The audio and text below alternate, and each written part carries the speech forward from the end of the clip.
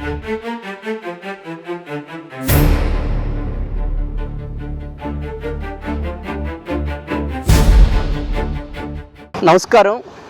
నేను కృష్ణ చైతన్య. పొద్దున ఒక వీడియో చేసాం, ఇదే ఆవకాలవ మీద ఒక వీడియో. చాలామంది రాజమహేంద్రవరంలోని ప్రజలు స్పందించారు, కొంచెం మిక్స్డ్ కామెంట్స్ కూడా చేశారు, కొంతమంది ఫోన్ కూడా చేశారు ప్రజల్లో అవగాహన కలగాలి అని చెప్పి. నేను నాకు ఫోన్లు చేసిన వాళ్ళకి, కమెంట్స్ పెడుతున్న వాళ్ళకి ఒక విషయం చెప్పదలుచుకున్నాను.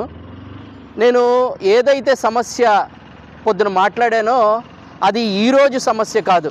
నేను గత 2-3 సంవత్సరాల క్రితం కూడా ప్రస్తుత MHO గారికే చెప్పడం జరిగింది.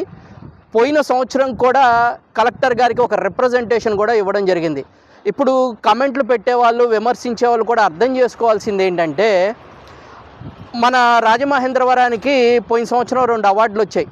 స్వచ్ఛ సర్వేక్షణలో అవార్డు, స్వచ్ఛ షహర్లో అవార్డు. మీరు పెట్టిన కమెంట్స్లో అందరూ ఏకీభవించింది ఏంటంటే, రాజమహేంద్రం నగరం ప్రతి చోట కూడా చెత్త ఉంటుంది, కవర్లలో పడేస్తున్నారు, ప్రజల్లో అవగాహన లేదు అని. కానీ మనకు పోయిన సంవత్సరం 2 అవార్డులు వచ్చాయి రాజమహేంద్రవరికి, స్వచ్ఛ సర్వేక్షణ, స్వచ్ఛ షహరు. ఎందుకంటే నగరం అంతా కూడా పరిశుభ్రంగా ఉంది, ప్రజలంతా కూడా అవగాహనతో ఉన్నారు కాబట్టి ఈ నగరం చాలా పరిశుభ్రంగా ఉందని చెప్పి 2 అవార్డులు వచ్చాయి.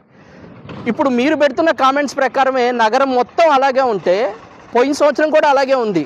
ఇప్పుడు నేను వీడియో చేయాల్సి వచ్చింది. ఎందుకంటే 3 సంవత్సరాల క్రితమే MHO గారితో మాట్లాడాం, పోయిన సంవత్సరమే కలెక్టర్ గారితో మాట్లాడాం, మళ్ళీ ఇది 4వ సంవత్సరం కాబట్టి నాకు పూర్తిగా నేను పొద్దున వీడియో చేయాల్సి వచ్చింది. MHO గారిని డైరెక్ట్గా మెన్షన్ చేయాల్సి వచ్చింది.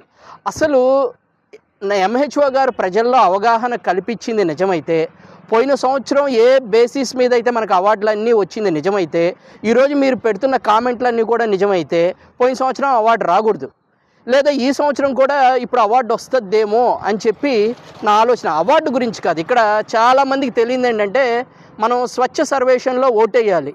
ఈ వీడియో చూసే వాళ్ళకి కానీ, విమర్శించే వాళ్ళకి కానీ ఎలాగ ఓటేయాలో కూడా తెలియదు.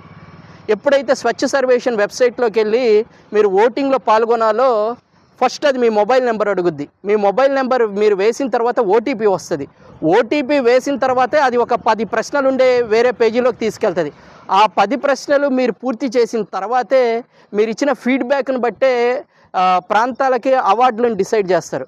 రాజమహేంద్రవరం మున్సిపల్ కార్పొరేషన్ల పరిధిలో జరుగుతుంది ఏంటంటే, ఏదైతే స్థానిక సచివాలయాలు ఉన్నాయో, వాళ్ళు ఎవరైతే ఫంక్షన్స్, అమ్మఒడిలు అప్లికెంట్స్ ఉన్నారో, స్థానిక సచివాలయంలో సిబ్బంది ఈ ఫంక్షన్ తీసుకునే వాళ్ళకి, ఈ అమ్మఒడి తీసుకునే వాళ్ళకి వాళ్ళ ఫోన్ నెంబర్లన్నీ వీళ్ళ దగ్గరే ఉంటాయి కాబట్టి వీళ్ళే స్వచ్ఛ సర్వేక్షణ వెబ్సైట్ ఓపెన్ చేయడం, ఈ ఫోన్ నెంబర్ వేయడం, ఆ ఓటీ వెళ్ళిపోగానే ఆ ప్రజల దగ్గరికి వెళ్ళిపోయి ఆ ఓటీపీలు తీసుకోవడం, వీళ్ళే స్వచ్ఛ సర్వేక్షణలో అడిగి ఆ 10 క్వశ్చన్లు వీళ్ళే ఫిలప్ చేసాడు. ఆ విధంగా ప్రైజ్ తెచ్చుకున్నారు. పోయిన సంవత్సరం అవార్డులు తెచ్చుకున్నారు రాజమహేంద్రవరం మున్సిపల్ కార్పొరేషన్. ఈ అవార్డులు నేను వ్యతిరేకం అని చెప్పి, అవార్డు రాకముందే అప్పటి కలెక్టర్ ప్రశాంతి గారికి నేను లిఖితపూర్వకంగా కూడా కంప్లైంట్ చేశాను. 3 సంవత్సరాల క్రితం కూడా స్థానికంగా ఉన్న సచివాలయ సిబ్బంది చేత ప్రజలకు మీరెందుకు ఓటీపీలు పంపించి ఓట్లు వేసుకుంటున్నారని నేను MHO గారిని కూడా నేరుగా అడిగి మాట్లాడడం జరిగింది. ఇది అందరూ మీరు తెలుసుకోవాలి. ఏదో ఈరోజు వచ్చేసాం, ఆ పార్టీ ఏమైపోయింది, ఈ పార్టీ ఏమైపోయింది అని అడగండి దయచేసి. ఇప్పటికైనా అర్థం చేసుకోండి.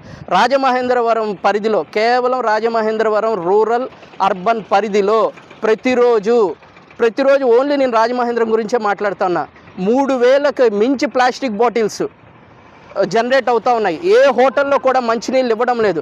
ఏ హోటల్లో కూడా తాగడానికి మంచినీళ్ళు ఎందుకు ఇవ్వరు? అక్కడ RO వాటర్ ఇప్పించాల్సిన బాధ్యత ఏ శాఖ వారిది, ఏ విభాగం వారిది? అలాగ మంచినీళ్ళు కానీ, కూల్ డ్రింక్స్ కానీ ఎప్పుడు కూడా హోటల్స్లో కూల్ డ్రింక్స్ కంటే ఓకే, కనీసం మంచినీళ్ళు కూడా ఇవ్వకుండా వాటర్ బాటిళ్ళు అమ్మడం ద్వారా, కేవలం వాటర్ బాటిల్లే రాజమహేంద్రవరంలో ఒక రోజుకి సేల్ అయ్యేవి 3000కు పైగా ఉన్నాయి. ఇంకో విషయం కూడా చెప్పాలి, ప్రజలు తెలుసుకోవాలా. ఒక ప్రశ్న అడిగే ముందు, రాజమహేంద్రవరంలో ప్రతిరోజు 160,000 కేజీల చెత్త జనరేట్ అవుతుంది. అందులో 60,000 కేజీలు తడి చెత్త, 60,000 కేజీలు పొడి చెత్త, 40,000 కేజీలు ప్లాస్టిక్ వ్యర్థాలు జనరేట్ అవుతున్నాయని మున్సిపల్ కార్పొరేషన్ చెప్తుంది, నేను కాదు. 40,000 కేజీల ప్లాస్టిక్ వ్యర్థాలు ప్రతిరోజు రాజమహేంద్రవరం మున్సిపల్ కార్పొరేషన్లో పరిధిలోకి వస్తున్నాయి అని చెప్పి. మరి 40,000 కేజీల ప్లాస్టిక్ వ్యర్థాలు ఈరోజు రాజమహేంద్రవరం పరిధిలో జనరేట్ అవుతా ఉంటే, ఇప్పుడు దాకా ఈ 40,000 కేజీల ప్లాస్టిక్ వ్యర్థాలు ప్రతిరోజు అవుతున్నాయి కదా, నెలకు ఒకసారో 6 నెలలకు ఒకసారో వేలం పాటేసి ఏమన్నా అమ్మేస్తున్నారా? అమ్మేస్తే వచ్చిన ఆదాయం ఎంత?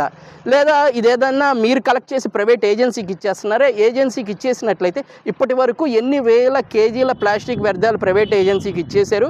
వచ్చిన ఆదాయం ఏంటి?